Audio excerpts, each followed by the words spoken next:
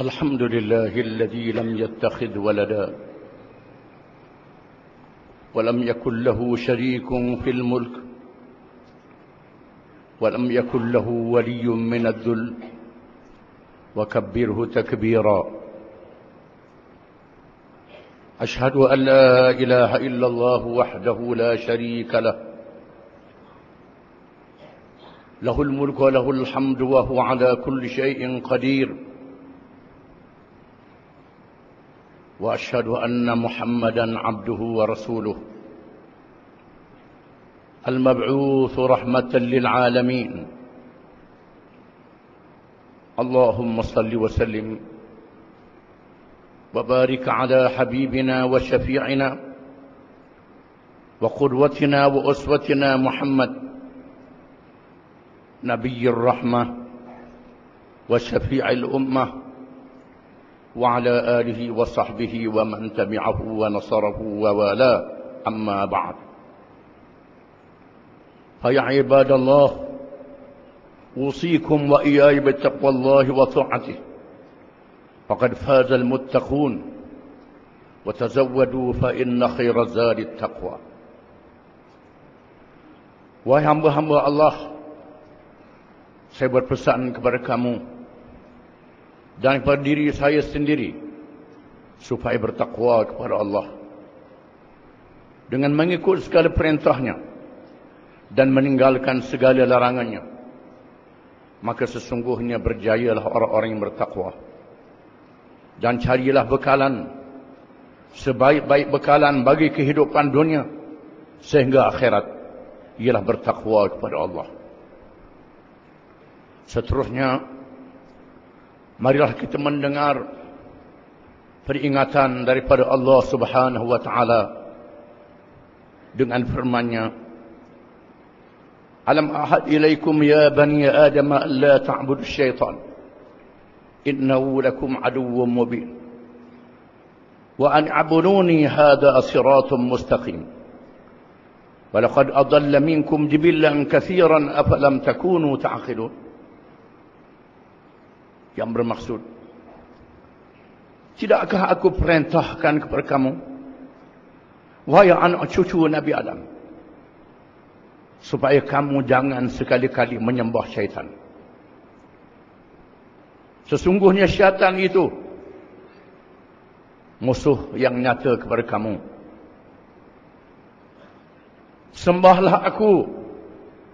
Inilah dia jalan yang lurus, jalan yang betul. Dan sesungguhnya syaitan itu telah menyesatkan golongan manusia yang ramai. Adakah kamu tidak menggunakan akal dengan betul untuk berfikir?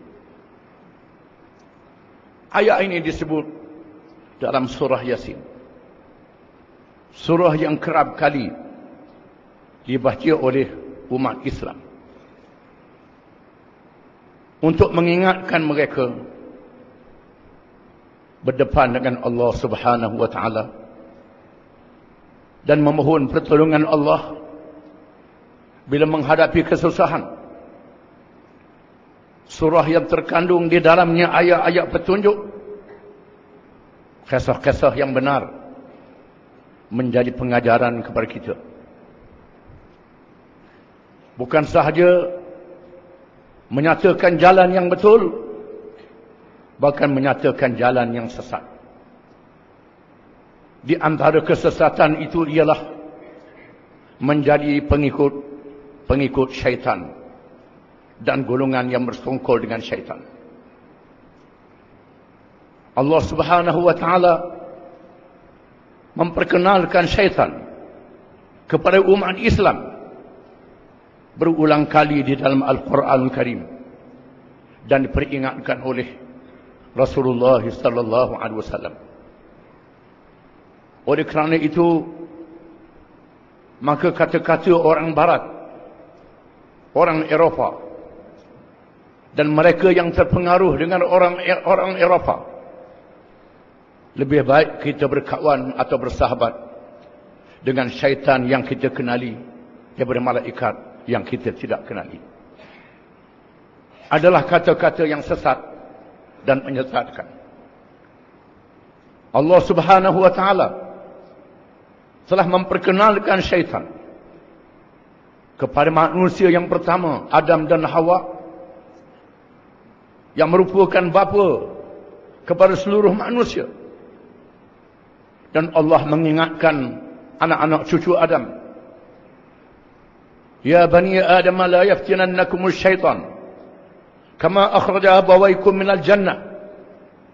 Wahai anak-anak cucu Adam, janganlah sampai syaitan-syaitan itu boleh menggoda dan menipu kamu sebagaimana syaitan pernah berjaya menipu bapa kamu Adam sehingga mengeluarkan mereka berdua suami isteri daripada syurga.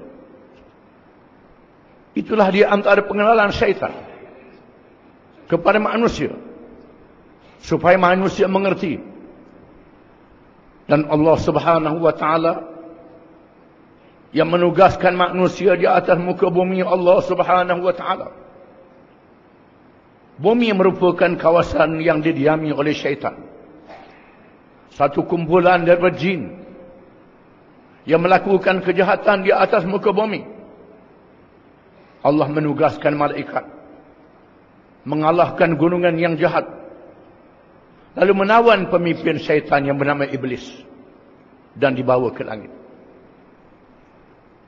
Apabila Allah Subhanahu wa taala hendak menciptakan Nabi Adam alaihi salam, Adam adalah makhluk manusia yang sesuai berada di atas muka bumi, yang tidak sesuai untuk malaikat yang hidup di alam rohani.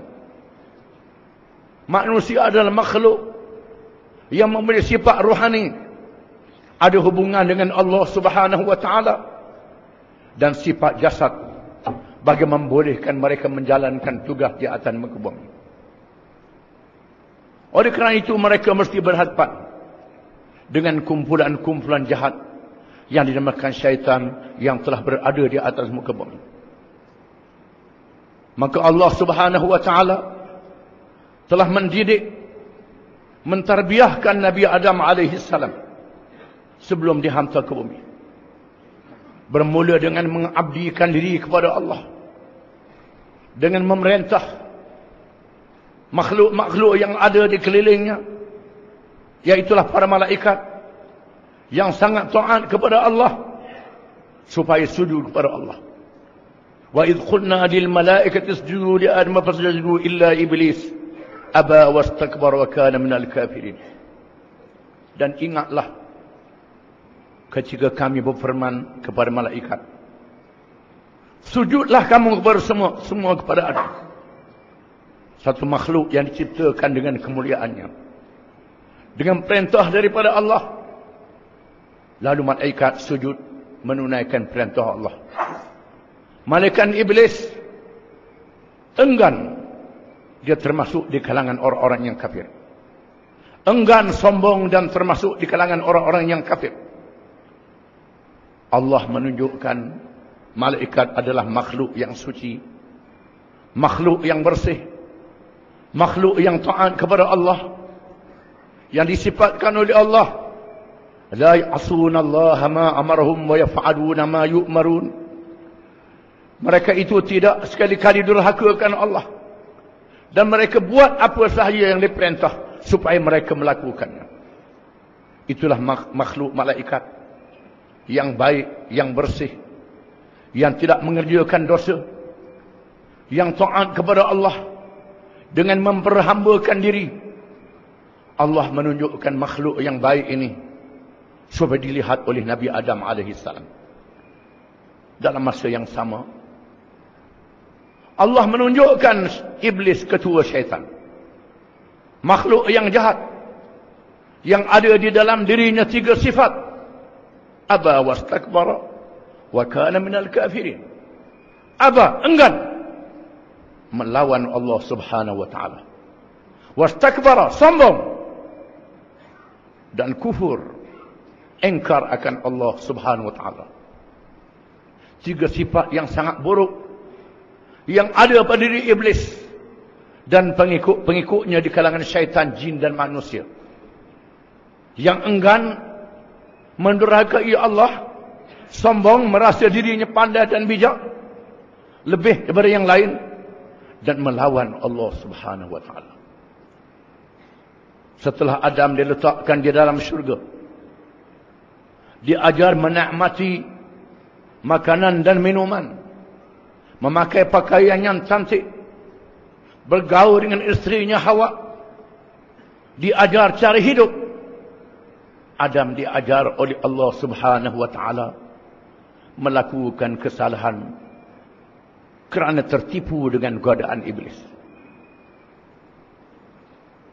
Dengan diatur oleh Allah Subhanahu wa taala, bukan sahaja diberi ilmu yang memberi manfaat, dirasakan kepada Adam apabila melakukan perkara yang diharamkan oleh Allah akan membawa akibat.